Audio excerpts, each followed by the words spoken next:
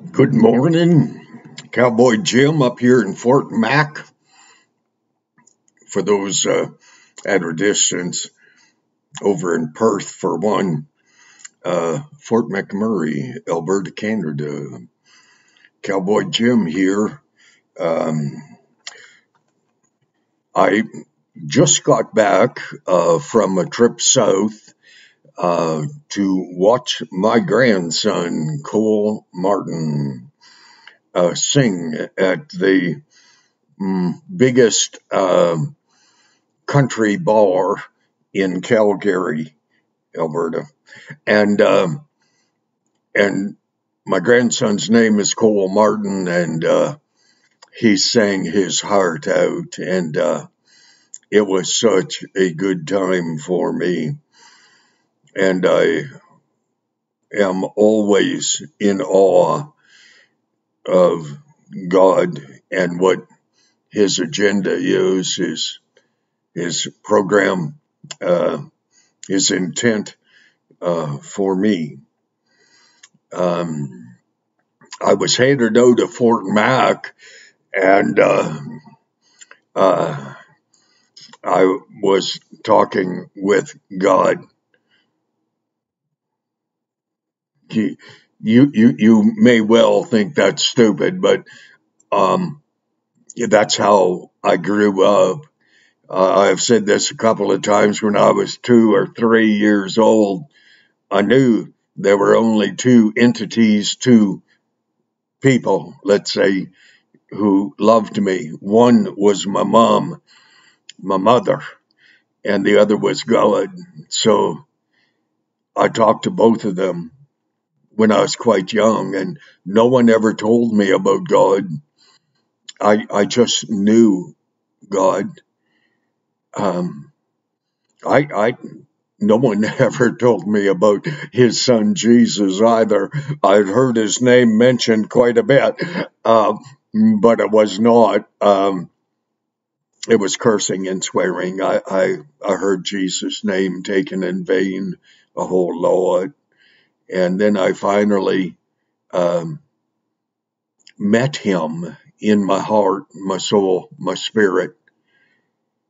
Couldn't believe that God loved me so much that He had His own Son to hang on a cross, to suffer, bleed, and die, that I might be at peace with God by humbling myself and praying, asking God to forgive me, and accepting that Jesus really suffered, bled, and died, God's own Son, on the cross that I might have life. I sat down to do a video here, and I can pound videos out, but if they're not blessed by God, it's like a waste of breath. I was headed south out of Fort Mac. The Lord said, buy lunch for someone at the A&W in Wandering River. Well, He just said buy lunch for someone. And the only place I eat on the trip south is the A&W in Wandering River. And so I pulled my truck up, parked old girl, and climbed out of the truck. And as I climbed out of the truck, I looked in the window of the little car whose driver and passenger had just gotten out of, and I saw the guy had a shirt hanging in the back window, and it had snaps on it, not buttons. I refuse to wear shirts with buttons totally, and uh, so I spoke to them as they were passing in front of my wonderful old Dodge, and said hello, and I commented to the guy. I said, a man who's smart enough to wear snaps and not stupid buttons on his shirt. And we walked in. I opened the door for them, and I smiled at the lady and her husband, a handsome man. I said, God told me that I needed to buy lunch for someone today here. I said, might as well be you too. And the husband said, no way. And he said no. I said, listen, God told me. I said, might as well be you guys. And we were kind of lined up at the counter, getting ready to order, pay. I said, my 18-year-old son had a terrible accident at work and broke his neck, crushed his skull, and God healed him the next day totally. And lady said, well, I have a story for you. And I said, really? She said, yes. I said, well, are you going to let me buy you lunch? And the husband, he looked at me, he said, yes. And so I bought them lunch. And then I said, would you allow me the honor of sitting with you? And we could have lunch together. He said, yes. And we sat down, and this wonderful lady told me her story of her 25-year-old son before COVID, who ended up being deathly ill for nigh on to 2-3 months, and on a ventilator. And usually when people go on a ventilator, they don't come off it. And this wonderful woman told me about when she walked into her son's room in the hospital. And she told me of, let's say, an apparition, but that's a terrible way of explaining. She saw God, Jesus, in her son's room. And he was a glowing white being, and he stared at her. She had never seen anything like him. Jesus, in her experience, in her vision, shall we say, walked over to her son and leaned down and spoke into her son's ear. She did not hear what he said. This was a vision. This was a reality for her. I understand.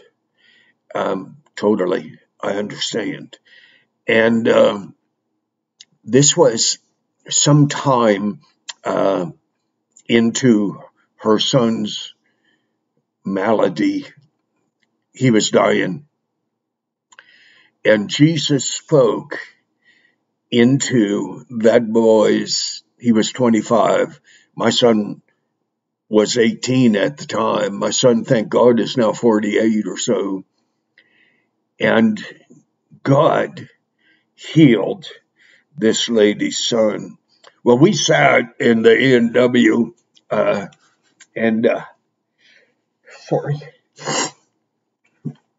we sat in the A&W because God told me that I had to buy someone lunch.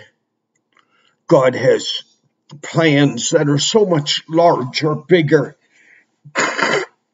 than we are. than we even begin to understand. So I'm going to compose myself, have a little sip of coffee.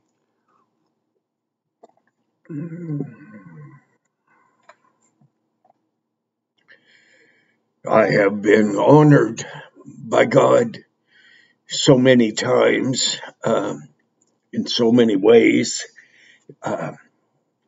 Meeting that couple, they were headed, I think, from Edmonton up to Fort Mac to their grandchild's graduation, and I was headed south to my grandson's Friday and Saturday night at the Ranchman's country bar in Calgary, and we shared with each other, the three of us, and they poured their heart out. I have a big heart, large.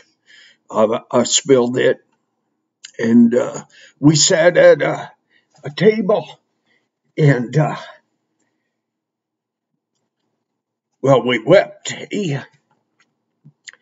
because our sons had lived when no one gave them a hope, and only God can do that. So I just want to tell you, I have about another 6 or 8 videos. I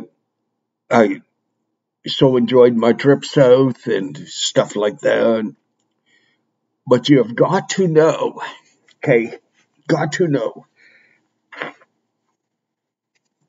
that Jesus Christ, the Son of the living God, loves you. That he does not care where you've been, what you've done. He cares only about one thing, and that is, and this is the only sin that you will ever be condemned for, according to Scripture. And that is, what have you done with the Son of the living God, Jesus? In all my years of studying Scripture, and I am a retired rancher, and I'm no theologian, but I'll tell you this. I have lived my life rugged, and I am at peace with God, because when I was very young, I said, God, forgive me. I accept that your Son, Jesus Christ, suffered, bled, and died on the cross for my sins. And I know that I am sorry for having lived the way that I have. Pathetic, really. Help me to be what you want me to be. And that is the only way that I've found to be at peace with God. That is the only prayer that God needs you to say. Because if you reject the Son of the living God, you in turn reject God. And you alone determine where you're going to spend eternity. It's your choice, heaven or hell. And it's your choice. God will not condemn you, but he will honor your choice. You accept Jesus Christ as your Lord and Savior, humbling yourself and praying that simple prayer, or you reject Jesus and you choose Satan. That's why God made Satan, was to give us a choice. Okay, God bless you. My heart is too full with Thanksgiving that my son lived, that this couple that I met at Wandering River A&W, that their son lived. But I do not understand why other children die. I know medically enough, I understand, but I don't understand is why one child lives and another dies. I don't. And I will never ask God um, any impertinent uh, questions because He is God. I'm not. Neither are you. You may be your own God. That's okay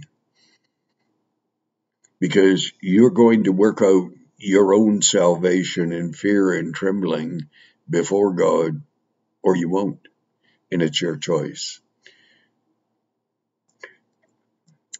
God bless you. Truly, God bless you. I've said many times you're going to live till you die, and only you can determine where you're going to spend eternity. That's fact. God bless you.